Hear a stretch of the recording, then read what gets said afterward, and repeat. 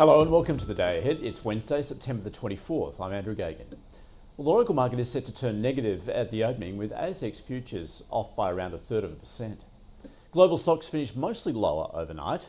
On Wall Street, stocks broke a three-session run of record closing highs as Federal Reserve Chair Jerome Powell tempered expectations of interest rate cuts. The Nasdaq led declines as tech stocks faltered. Apple, Amazon and Microsoft were lower. And shares of Nvidia retraced the previous session's gains when the chipmaker said it plans to invest up to $100 billion in OpenAI. And OpenAI, Oracle and SoftBank have announced plans for 5 new AI data centers in the US to build out their ambitious Stargate project. Micron Technology shares gained about 3% in late trade, having reported after the bell, with the largest US maker of computer memory chips giving an upbeat forecast for the current quarter, helped by demand for AI equipment. And computer chip equipment maker ASM International cut its revenue target for the second half of 25, ahead of an investor day saying it expected demand for its most advanced machines to drop towards the end of the year. And shares of consumer health company Kenvue rose after having hit a record low on Monday when President Trump linked autism to the company's pain medication Tylenol when taken by pregnant women. Analysts expect the stock to recover, citing absence of new scientific evidence from the White House briefing. US Federal Reserve Chair Jerome Powell has said the central bank needs to continue balancing the competing risks of high inflation and a weakening jobs market in coming interest rate decisions, saying near-term risks to inflation are tilted to the upside and risks to employment to the downside. A challenging situation, but leaves us well positioned to respond to potential economic developments. Our policy is not on a preset course.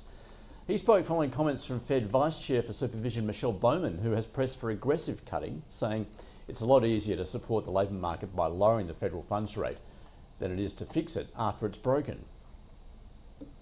Well, the latest economic outlook from the OECD has found global growth is holding up better than expected and is now expected to slow only slightly to 3.2% in 2025 from 3.3% last year. It says the full impact of US import tariffs is still to be felt as AI investment props up US activity and fiscal support cushions China's slowdown. The OECD forecasting US economic growth would slow to 1.8% this year, while Australia's growth forecast remains unchanged, also at 1.8%. US Treasury yields declined following Jerome Powell's cautionary interest rate commentary.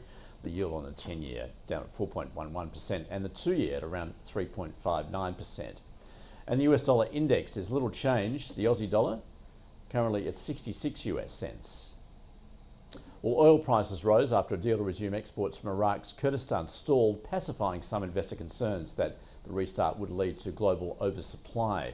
Brent crude futures up more than 1.5% at $67 a barrel.